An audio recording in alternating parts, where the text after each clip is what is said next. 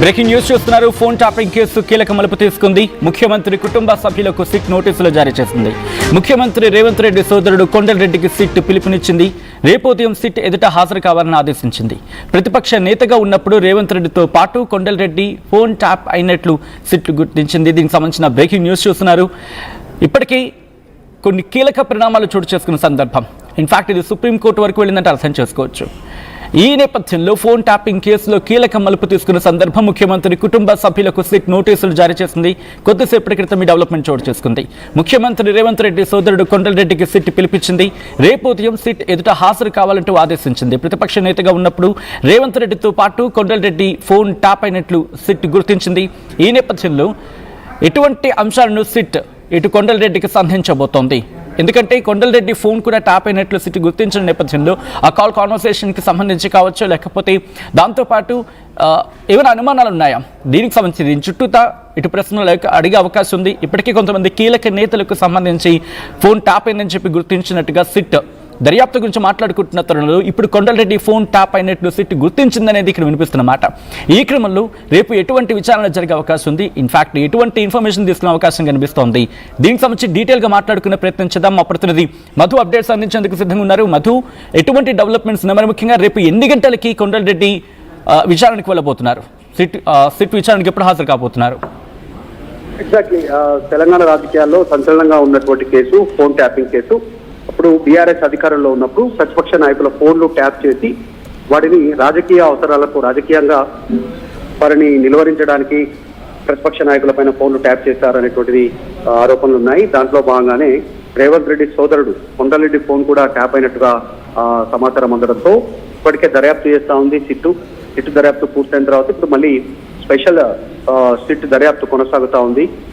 సజ్జనార్ ఆధ్వర్యంలో దీనికి సంబంధించినటువంటి దాంట్లో మరొకసారి పైన విచారణ చేస్తా ఉంది సిట్. దీంట్లో కొండలరెడ్డికి రేపు హాజరు కావాల్సిందిగా సిట్ ముందు దీనికి సంబంధించిన విచారణ సందర్భంగా హాజరు కావాలి, వాంగ్మూలం ఇవ్వాలి అనేటువంటిది నోటీస్ ఇవ్వడం జరిగింది. ఎస్ఐబి మాజీ సంబంధించినటువంటి అధికారులు ఇచ్చిన వాంగ్మూలాలు కానీ, తర్వాత ఫోరెన్సిక్ ల్యాబ్ ఎఫ్ఎస్ఎల్ వారు ఇచ్చినటువంటి నివేదికల ఆధారంగా రాజకీయ నేతలకు నోటీసులు జారీ చేస్తా ఉన్నారు. కొండలరెడ్డితో పాటు రేపు నకరేకల్ మాజీ ఎమ్మెల్యే తిరుమర్తి లింగయ్య, కల్వకుర్తి మాజీ ఎమ్మెల్యే జైపాల్ యాదవ్ కూడా సిట్ నోటీసులు జారీ చేసినట్టుగా తెలుస్తా ఉంది. వారందరినీ విచారణకు రమ్మనేటువంటిది పిలుపునిచ్చింది. మునుగోడు ఉప ఎన్నికల సమయంలో కూడా 2023 అసెంబ్లీ ఎన్నికల సమయంలో కూడా నిందితులతో వీరు జరిపినటువంటి సంభాషణలపైన అధికారులు ఆరా తీసే ప్రయత్నం చేస్తా ఉన్నారు. కేవలం నాయకులే కాదు, వారి కుటుంబ సభ్యులు, సన్నిహితులు, వారి ఫ్రెండ్స్ వారందరి ఫోన్లు ట్యాప్ చేశారు, రాజకీయంగా వాడుకున్నారనేటువంటిది వారందరినీ సన్నిహితులను కూడా ప్రశ్నిస్తా ఉన్నటువంటి సిచ్యువేషన్ కొనసాగుతోంది. ప్రస్తుతం బీఆర్ఎస్ ఎమ్మెల్సీ నవీన్ రావు తండ్రి కొండలరావుకు, అలాగే కూకట్పల్లి ఎమ్మెల్యే మాధవరం కృష్ణారావు కుమారుడు మాధవరం సందీప్ కు కూడా సిట్ నోటీసులు జారీ చేయడం కాస్త సంచలనంగా ప్రస్తుతం పొలిటికల్ సర్కిల్లో కొనసాగుతా ఉంది. కాంగ్రెస్ అధికారంలోకి రాగానే ఫోన్ ట్యాపింగ్ అంశం తెరపైకి వచ్చింది. ఈ అక్రమంగా ఈ ఫోన్ ట్యాపింగ్ ద్వారా సేకరించినటువంటి సమాచారాన్ని ఏమైనా ఇంకా ఇతరత్ర కారణాలకు వినియోగించుకున్నారా, అందులో అధికారులకు నెంబర్లను చేరవేయడంలో ఎవరెవరి పాత్ర ఉంది, ఈ నెంబర్లు ట్యాప్ చేయమని వీరిని ఆదేశించిన వారు ఎవరు అనేటువంటిది పెద్ద ఎత్తున సిట్ దర్యాప్తు కొనసాగిస్తా ఉంది. ముఖ్యంగా అప్పుడు రాజకీయంగా ప్రభుత్వానికి ప్రత్యర్థులుగా ఉన్నటువంటి రాజకీయ పార్టీ నాయకులకు సంబంధించిన ఫోన్ నెంబర్లు, కుటుంబ సభ్యుల ఫోన్ నెంబర్లు ట్యాప్ చేశారనేటువంటి ఆరోపణలు ఎదుర్కొంటా ఉన్నారు. ఇప్పుడు బీఆర్ఎస్ లో ఉన్నటువంటి ఇప్పుడున్నటువంటి బీఆర్ఎస్ నాయకులు, అప్పుడు అధికారంలో ఉన్న కీలకంగా ఉన్నటువంటి వారి పేర్లు దీంట్లో వాళ్ళే ఉన్నారు, వారి ఆదేశాల మేరకే ట్యాప్ చేశారనేటువంటి ఆరోపణలు అయితే తెలుసుకునే ప్రయత్నం చేస్తారు. మొత్తం కాల్ డేటా రికార్డింగ్లను విశ్లేషిస్తా ఉన్నారు. ఇప్పటికే ఆ డివైజ్లన్నీ కూడా ధ్వంసం చేశారు. ఆ డిజిటల్ రికార్డ్స్ అన్ని కూడా కొంత ఈమెయిల్ ద్వారా కాస్త రికవరీ చేసే ప్రయత్నం చేశారు. దాని ద్వారా సిపి సజ్జనార్ సంబంధించినటువంటి ఆధ్వర్యంలో విచారణ కొనసాగుతుంది. ఇంకా కొన్ని పేర్లు కూడా బయటకు వచ్చే అవకాశం కనిపిస్తా ఉంది. ఇప్పటికే ఫోన్ ట్యాపింగ్ వ్యవహారంలో కేసీఆర్, కేటీఆర్, హరీష్ రావు పేర్లను ప్రతిపక్ష పార్టీలు, అధికార పార్టీలు ఆరోపణ చేస్తా ఉన్నారు, బీజేపీ కానీ ఇటు కాంగ్రెస్ పార్టీ కానీ. సో రేపు ఆయన వాంగ్మూలం ఇచ్చిన తర్వాత మరికొంతమంది పేర్లు బయటకు వచ్చేటువంటి అవకాశం ఉండొచ్చు అనేటువంటి చర్చ సాగుతుంది.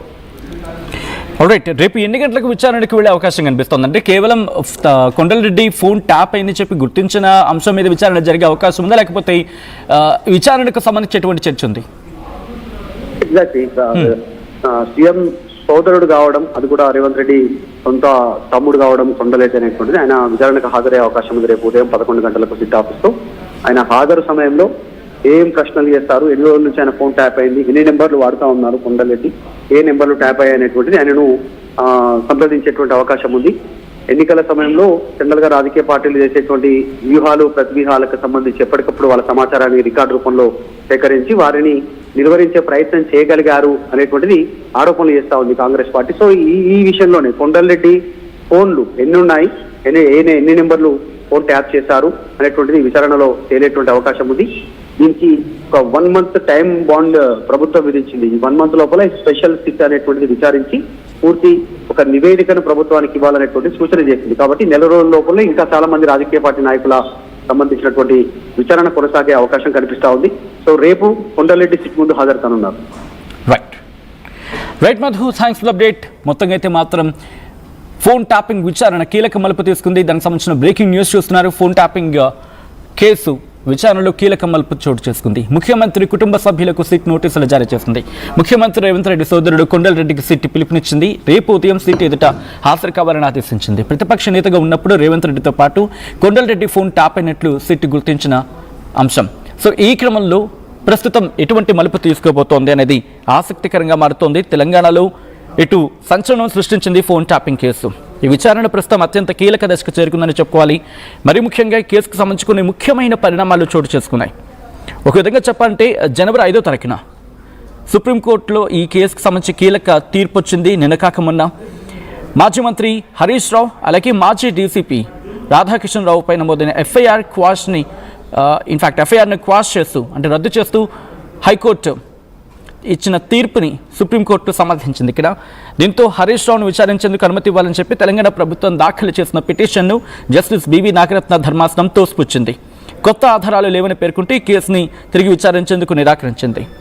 ఇక Hyderabad police commissioner VC Sajjanar SIT విచారణను అంటే ఆయన పర్యవేక్షణలో సిట్ విచారణ జరుగుతోంది. సో ఈ క్రమంలోని బీఆర్ఎస్ ఎమ్మెల్సీ కె నవీన్ రావును జనవరి 4న సిట్ అధికారులు సుమారు 8 గంటల పాటు విచారించారు.